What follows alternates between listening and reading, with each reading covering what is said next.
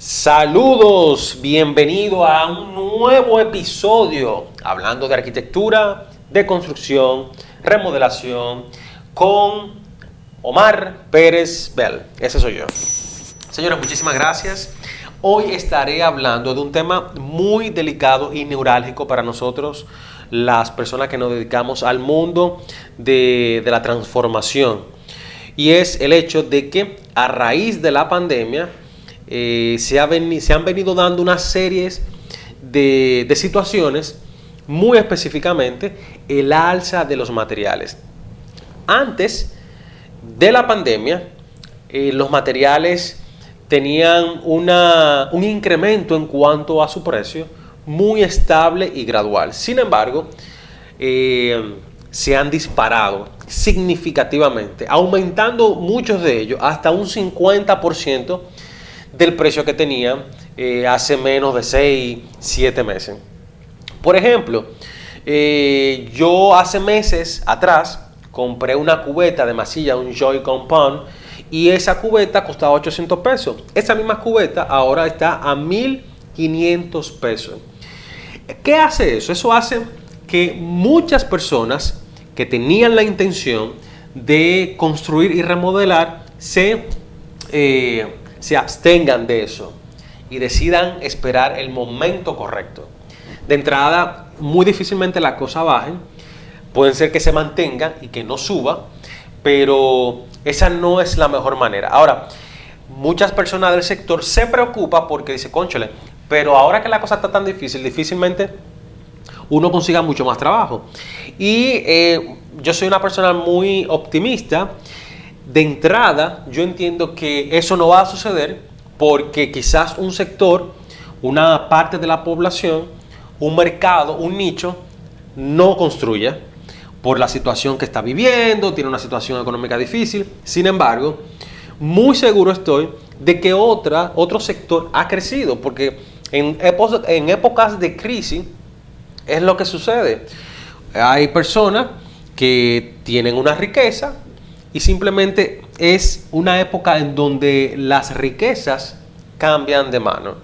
Lo que tenemos que estar atentos es a qué mano fueron a pasar esas riquezas para nosotros ir allá a buscar entonces ese tipo de mercado. Entonces, en ese sentido, lo primero es que con la inflación o con el alza de los materiales no se puede lidiar, porque es una realidad que tenemos que vivir, no lidiar con los precios de los materiales. Con lo que sí tenemos que lidiar, y es a lo que nos tenemos que ir adaptando, es cómo nosotros, esa situación, que es más que evidente, podemos manejarla con los posibles clientes. Ahí es donde está el truco, ahí es donde está el kit del asunto. Y para eso te voy a dar 3 consejos que es lo que yo he venido poniendo en práctica y me han funcionado. Lo primero es, tenemos nosotros la costumbre de cuando vamos a hacer un proyecto, querer hacerlo a todo costo, en donde si el proyecto hace, por ejemplo, 2 millones de pesos, el cliente no entregue esos 2 millones de pesos de manera parcial con pagos programados, por cubicaciones, y nosotros entregarle la llave, un proyecto en llave en mano, en donde el cliente simplemente desembolsó el capital, pero no tiene incidencia en cuanto a la compra de los materiales, dónde se compran y todo eso. Ojo con esto, muchas personas no prefieren este método, prefieren que el arquitecto o el constructor simplemente controle la mano de obra y se le pague por su dirección, porque entienden que en el manejo de las compras de los materiales es que está parte del beneficio del arquitecto o del constructor. Probablemente muchos lo hagan así, pero nosotros en Punto de Fuga no tenemos esa práctica, porque al final de cuentas ganamos por nuestro servicio. Y es por eso que al cliente siempre le presentamos 3 alternativas. Alternativa 1, proyecto todo costo. Alternativa 2, cliente compra, nosotros compramos los materiales y el cliente nos reembolsa. Alternativa 3, simplemente el cliente se encarga de todo lo que tiene que ver con sus materiales y nosotros con la parte de la mano de obra. Ahora, cuando es un proyecto a todo costo, entonces, ¿cómo tú vas a lidiar con el alza de los materiales? Es obligatorio que el cliente te entregue el 100% de los fondos destinados a la compra de los materiales. Solo así te recomiendo que haga este esquema de construcción, porque él entregándote el 100% del costo, tú podrás rápidamente ir a donde los proveedores de los materiales y comprarle lo que tú necesitas. Como ya tú tienes una proyección de los materiales que se van a necesitar, tú lo puedes hacer así, de manera tal que si el proyecto se está desarrollando, ya no tenga la problemática de que haya un alza. Por ejemplo, si tú vas a usar en el proyecto 5 atados de varilla, el cliente te entregó el dinero, tú vas y lo compras, aunque te la vayan despachando poco a poco. Y de esa forma tú garantizas entonces que la responsabilidad del incremento de los materiales no corra por tu cuenta. De lo contrario, si el cliente no entra en esa, ahí entonces vamos al segundo modelo. El segundo modelo tiene que hacer en que el cliente te reembolse los materiales, pero ya tú no tienes incidencia. Tú compras los materiales porque tú sabes dónde lo venden, sabes la cantidad, pero tan pronto tú hagas la compra, el cliente te reembolsa ese dinero. Pero la responsabilidad del desembolso de ese dinero en el tiempo correcto, como depende del cliente, si en ese momento hay un alza en los materiales, esa diferencia él tiene que asumirla. Y la otra modalidad, que es la que yo estoy utilizando últimamente, y más si es para clientes que no son empresariales, sino clientes de consumidor final, es que yo simplemente estoy cobrando por la mano de obra y la gestión la gestión del personal y cobrar mi dirección técnica. No tengo ninguna incidencia en los materiales. Ya el cliente la compra cuando él quiera, donde él quiera. Claro está, yo le paso la lista de los materiales que necesita, le hago recomendaciones de dónde lo puede comprar y de esa manera entonces ya yo descargo esa parte 100% en el cliente. Es la única forma de poder lidiar con esta situación. Ahora, ese sería el primer punto. El segundo punto es el tiempo de validez del presupuesto que tú des o la cotización.